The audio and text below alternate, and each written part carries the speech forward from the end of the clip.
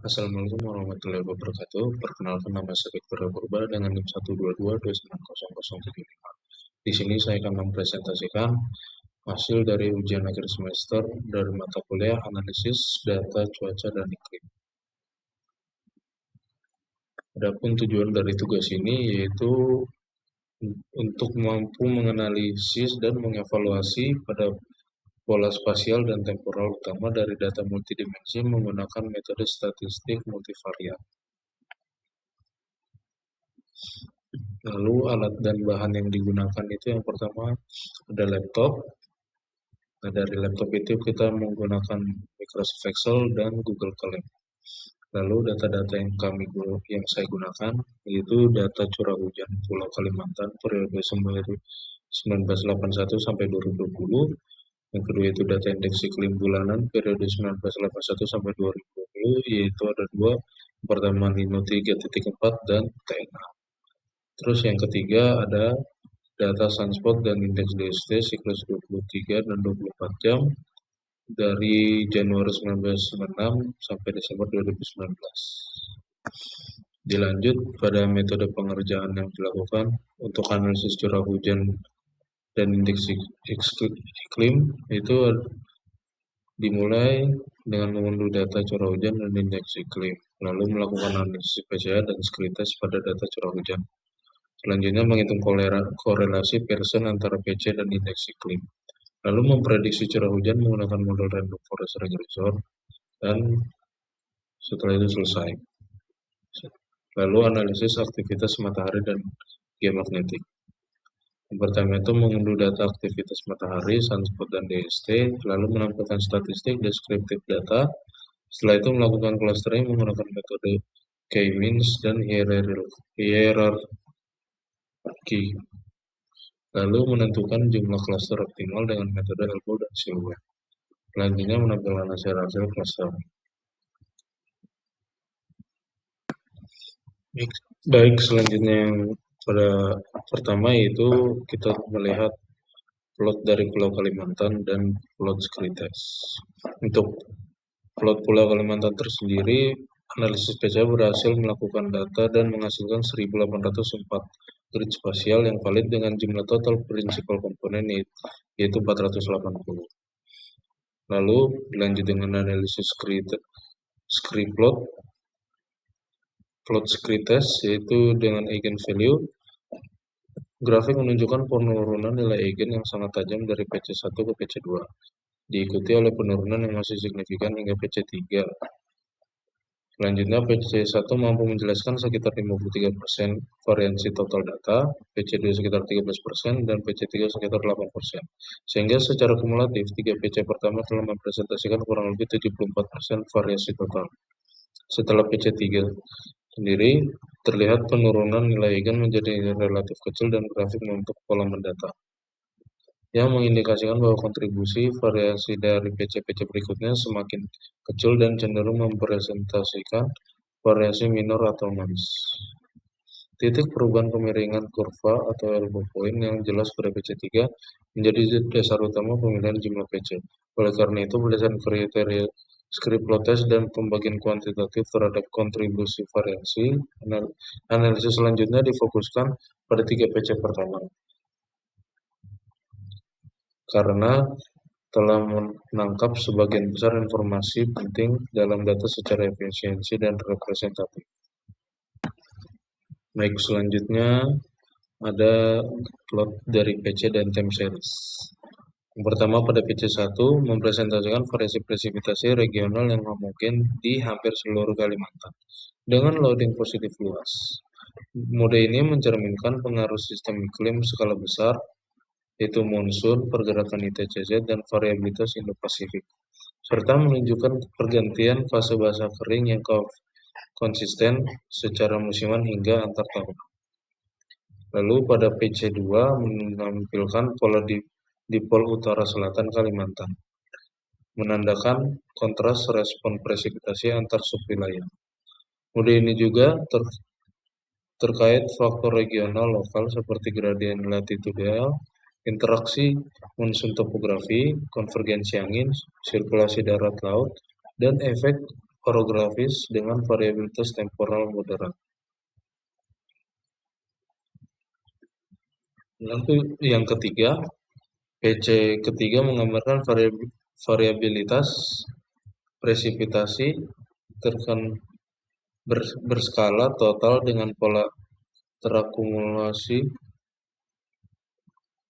dan terlokalisasi tengah, barat, dan pesisir. Lalu deret waktunya berfluktuasi cepat tanpa tren jangka panjang, mencerminkan dominasi variabilitas frekuensi tinggi akibat proses mesoskal dan kejadian cuaca episodik. Lanjut pada yang kedua, yaitu saya menggunakan indeks iklim, yaitu iklim Nino 3.4 dan indeks TN, yaitu Tropical North Atlantic. Dan di sini terlihat plot time series dan juga scatter plot dari masing-masing indeks. Untuk plot time series sendiri, korelasi persen dilakukan untuk menilai hubungan linear antara deret waktu PC1 presipitasi dengan indeks iklim Nino 3.4 dan Tropical North. Berdasarkan grafik deret waktu dan scatter plot, hubungan antara PC1 hujan dan Nino 3.4 menunjukkan koefisien korelasi R sama dengan min 0,28 yang mengindikasikan korelasi negatif lemah hingga sedang.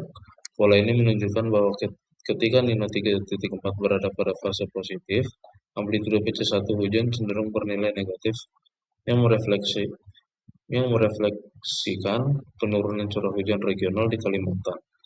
Sebaliknya, fase negatif Nino 3.4 atau La Nina umumnya berkaitan dengan peningkatan presipitasi dan juga scatter plot memperlihatkan kecenderungan kemiringan negatif. Meskipun sebaran data cukup lebar, menandakan bahwa pengaruh ENSO bersifat moderat dan tidak sepenuhnya mengontrol variabilitas hujan. Lalu korelasi antara PC1 dan indeks TNA menghasilkan nilai R sama dengan 0,00 yang menunjukkan tidak adanya hubungan linear yang signifikan. Hal ini tercermin juga pada grafik deret waktu dan scatter plot yang tidak memperlihatkan pola keterkaitan yang konsisten. Dilanjut pada scatter plot, PC1 dan indeks Nino menunjukkan kecenderungan hubungan linear negatif yang ditandai oleh kemiringan garis regresi yang menurun dan konsisten dengan nilai korelasi persen R sama dengan minus 0,8. Pola ini mengindikasikan bahwa peningkatan intensitas El Nino cenderung diikuti oleh penurunan curah hujan regional di Kalimantan. Selanjutnya pada scatter plot antara PC1 dan indeks TNA tidak menunjukkan pola hubungan linear yang jelas. Garis regresi yang hampir datar serta distribusi titik yang acak menginformasikan ada korelasi yang mendekati nol, menandakan tidak adanya keterkaitan signifikan antara TNA dan variabilitas hujan di Kalimantan. Lalu di sini ada korelasi interpretasi hasil untuk musim SON.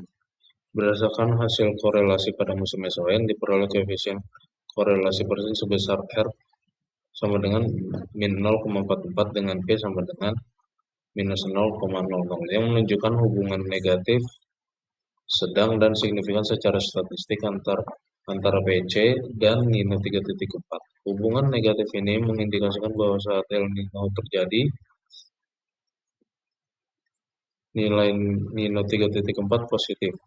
Lalu nilai PC cenderung menurun, sedangkan pada pola kondisi La Nina, nilai PC cenderung meningkat karena PC mempresentasikan mode dominan variabilitas curah hujan.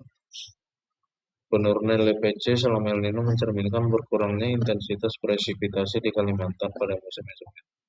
Dengan demikian, ENSO berperan signifikan dengan memodulasi variabilitas curah hujan regional, khususnya dengan efek pengeringan yang lebih kuat selama fase El Nino. Lanjut yang ketiga, di sini ada plot variasi aktivitas sunspot pada siklus 23 dan 24 jam yang menunjukkan pola siklik yang jelas, dengan puncak aktivitas sekitar tahun 2000 sampai 2002, dan puncak yang lebih lemah pada 2012 sampai 2014. Perbedaan amplitudo ini menegaskan bahwa siklus 24 memiliki intensitas matahari yang lebih rendah dibandingkan siklus 23. Lalu, plot kedua menampilkan indeks DST sebagai indikator badai geomagnetik, di mana kejadian badai kuat DST lebih kecil dari minus 100 NT lebih sering dan lebih intens pada periode aktivitas sunspot tinggi. Hal ini menunjukkan keterkaitan fisik antara aktivitas matahari dan respon magnetosfer bumi.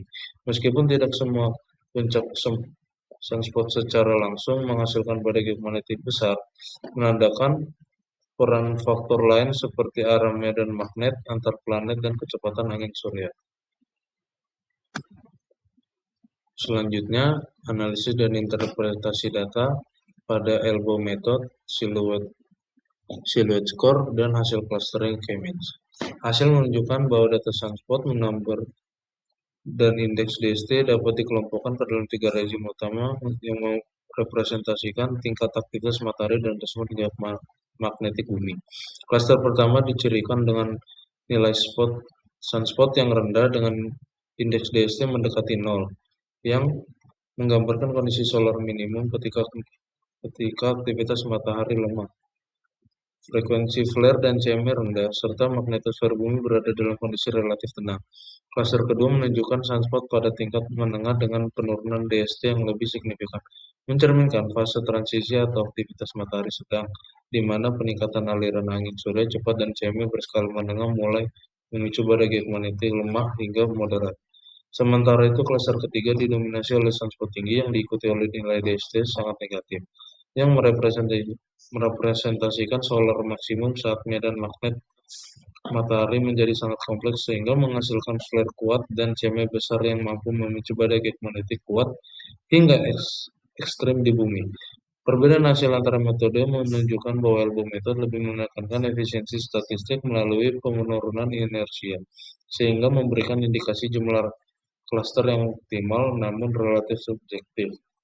Sedangkan silhouette score memberikan evaluasi yang lebih objektif terhadap kualitas pemisah antar cluster dan secara jelas mendukung K sama dengan 3. Secara keseluruhan, hasil clustering ini selaras dengan pemahaman fisika matahari dan cuaca antariksa, serta menegaskan bahwa hubungan antara aktivitas matahari dan gangguan geomagnetik bersifat tidak linear dan dipengaruhi oleh faktor tambahan seperti struktur CME dan orientasi medan magnet antar planet.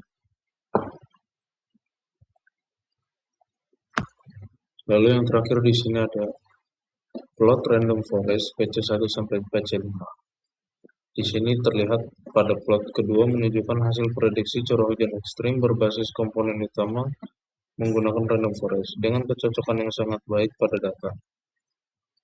Pada data latih, R kuadrat sama dengan 0,99 dan performa yang tetap tinggi pada uji R kuadrat sama dengan 0,89. Hal ini mengindikasikan bahwa variabilitas dominan yang ditangkap oleh EOF berhasil merepresentasikan sinyal iklim, utama pengontrol hujan ekstrim. Meskipun terdapat beberapa deviasi pada nilai ekstrim tertentu, pola temporal prediksi secara umum mengikuti data observasi, menunjukkan bahwa model mampu menangkap karakteristik variabilitas antar tahunan. Perbedaan kecil antara data latih dan uji juga menandakan adanya generalisasi yang cukup baik, meskipun pengaruh proses lokal dan kejadian ekstrem yang bersifat episodik masih menjadi sumber ketidakpastian. Selanjutnya, adapun kesimpulan. Pertama, 3 PC utama menjelaskan 74% variasi hujan di Kalimantan. PC1 dominan berskala regional. PC2 mengatur pola utara selatan dan PC3 bersifat lokal. Yang kedua itu curah hujan Kalimantan berkorelasi negatif dengan Nino 3.4 terutama signifikan pada musim SOM. Yang ketiga itu pada TNA tidak menunjukkan pengaruh signifikan terhadap variabilitas hujan. Lalu selanjutnya aktivitas matahari dan respon geomagnetik terbagi menjadi 3 rezim, yaitu minimum, transisi, dan maksimum. Terakhir, model memiliki performa baik, R kuadrat tinggi, mampu merepresentasikan variabilitas data. Sekian presentasi dari saya, kurang lebihnya mohon maaf. Wassalamualaikum warahmatullahi wabarakatuh. Terima kasih.